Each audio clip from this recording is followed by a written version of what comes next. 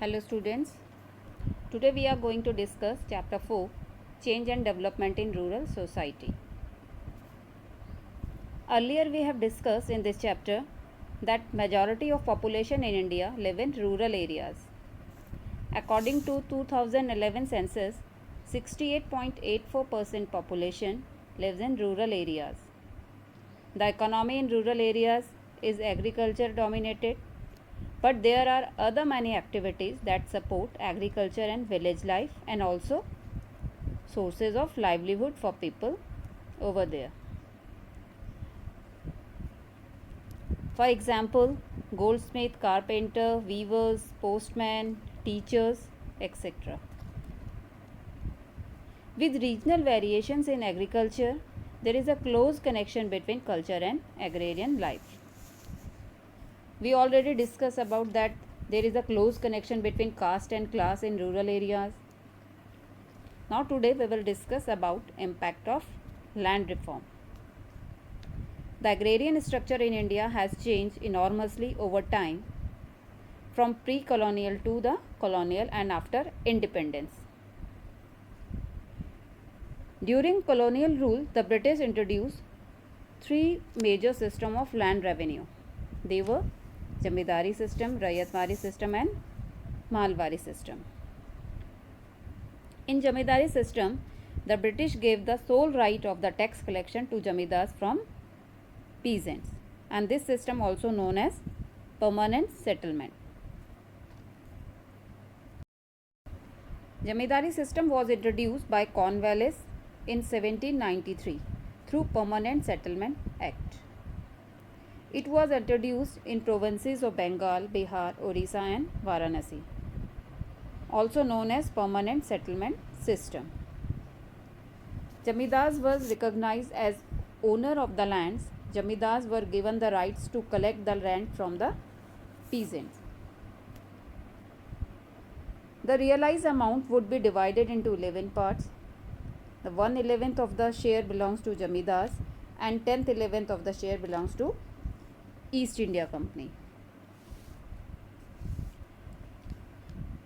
When the British colonized India, in many areas they ruled through the local Zamindars. They also granted property rights to the Zamindars.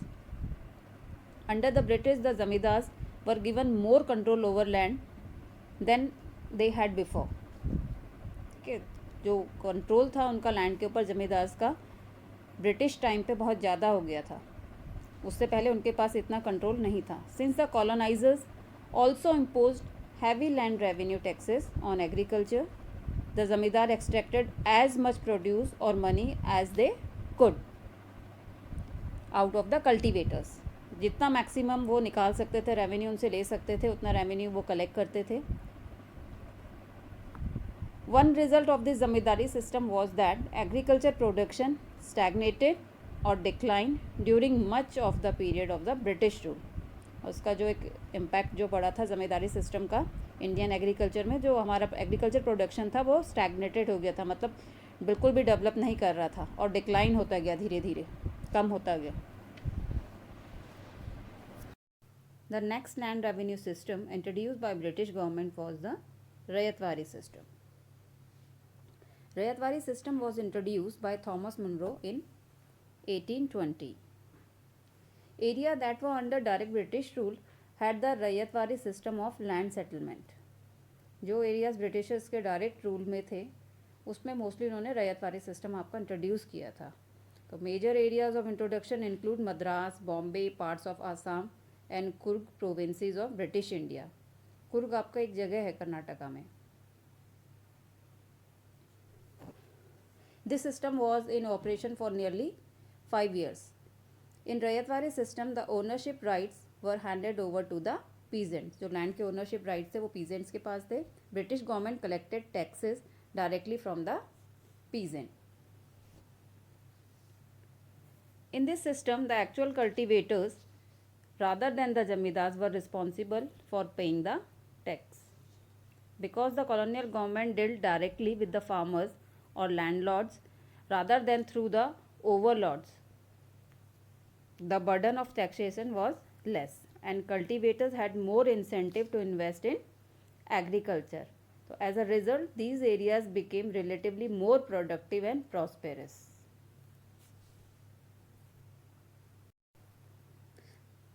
Malwari system. Malwari system was introduced in 1833 during the period of William Bantic. It was introduced in Central Province, Northwest Frontier, Agra, Punjab, Gangetic Valley, etc. of British India. Central Province आपका covered the parts of present day Madhya Pradesh, Chhattisgarh and Maharashtra. ये सारे आपका central provinces में आता था. Then आपका north west frontier. North west frontiers आपका अब ये पार्ट आपका पाकिस्तान में पड़ता है, ठीक है. Agra, Punjab and Gangetic valley, ये सारे जगह पे ये मालवारी सिस्टम आपका इंट्रोड्यूस किया गया. The Mahalwari system had many provinces of both the zamindari system and Ryotwari system. In this system, the land was divided into mahals. Each mahal comprises one or more villages. इस system में क्या था, लैंड को महल में divide कर दिया गया था. मतलब महल आपका एक महल में आपका एक या उससे ज़्यादा विलेजेस आते थे. Ownership rights were wasted with the peasants. इसमें भी ओनरशिप जो राइट थे वो पीजेंट्स के पास ही थे. The villages committee was held responsible for collection of the taxes. जो विलेज कमेटी थी वो टैक्सेस को कलेक्ट करती थी.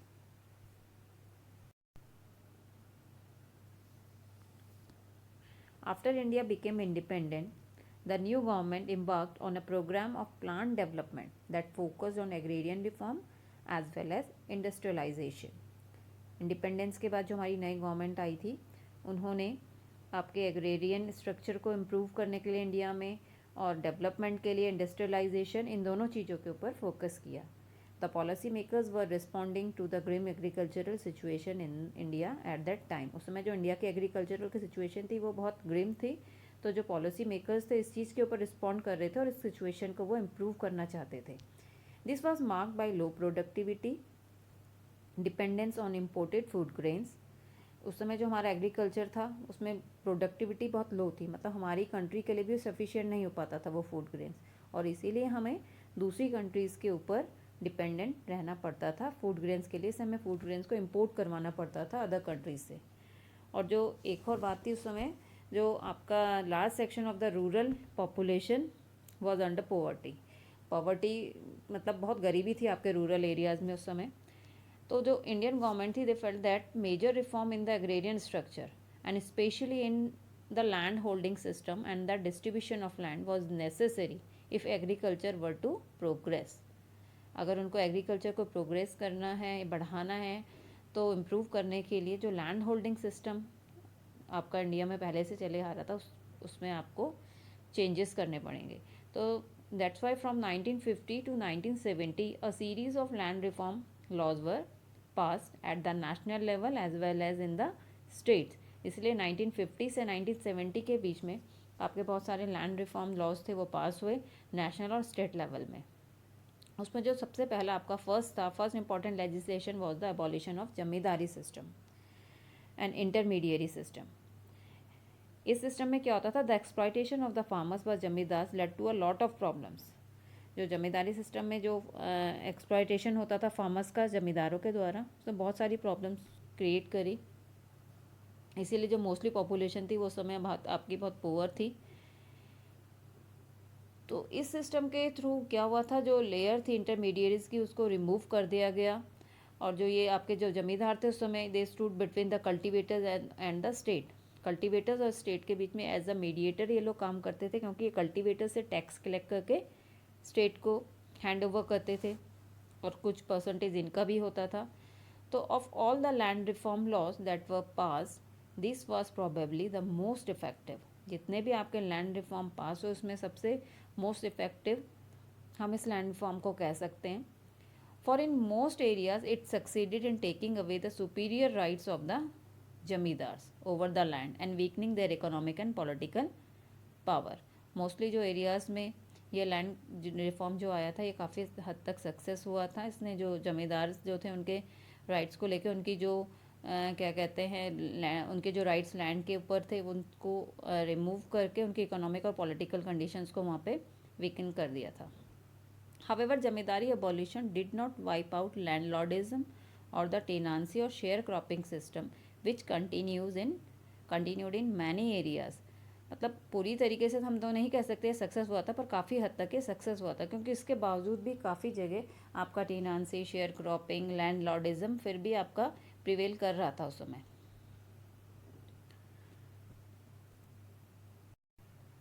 Now the next major category of land reform laws was the Land Ceiling Act. These laws imposed an upper limit on the amount of land that can be owned by a particular family.